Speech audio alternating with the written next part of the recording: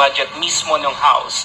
Pero kasi ang manner kasi po by which it's being done, meron po kasi tayong tinatawag na parang House Committee on Accounts.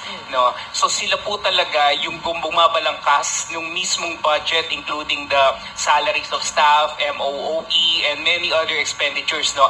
Problema lang, wala po talagang layer ng scrutiny dito dahil pagkagawa po ng House Committee on Accounts, diretso kaagad siya sa plenary, diretso kaagad for approval. So I think maganda po na tignan natin, no? I really feel that the question of Dare to Ask is really valid. Tignan natin kung paano ba talaga ginagawa yung kanilang budget. And I think umiiral po kasi dito yung parang long-held tradition sa Congress, no? Merong parang parliamentary courtesy na tinatawag na hindi na talaga tinitignan, which I believe in this case dapat, kasi kung sila binabalangkas silang maigi yung mga programa na pinopondohan ng pamahalaan at the national level, bakit hindi natin tignan kung paano sila nagkakaroon ng pondo? I think this is really valid. May follow-up tayo yun, Rob, si Terry Ridon, yung accounts, di ba? Siya chairman. Kilala niyo si Terry Ridon, di ba? Yung may bombolias sa pisngi. No. Si Kokay ba yan? Okay, sige po.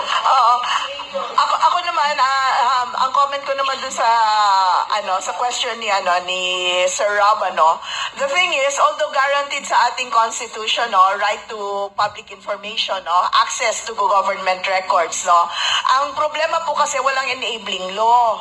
Ang meron po tayo is the Executive Order number 2 na pinirmahan ni Presidente Duterte July 2016. 2 days daw, bago siya first SONA niya. So inutos niya sa pagdating ho sa Executive Department, sige, buksan niyo lahat ng records. In fact, if I'm not mistaken, more than 1,000 requests for FOI were processed during his administration insofar as the Executive Department is concerned.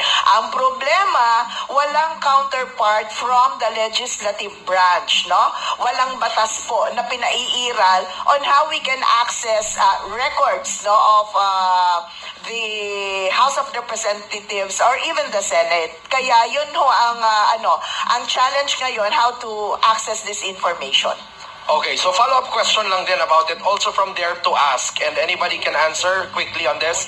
Sa issue ng liquidation by certification, alright, sabi niya, through concurrent resolution number 10 of 2011, ito po ay na-introduce ni Senator Ping Lacson.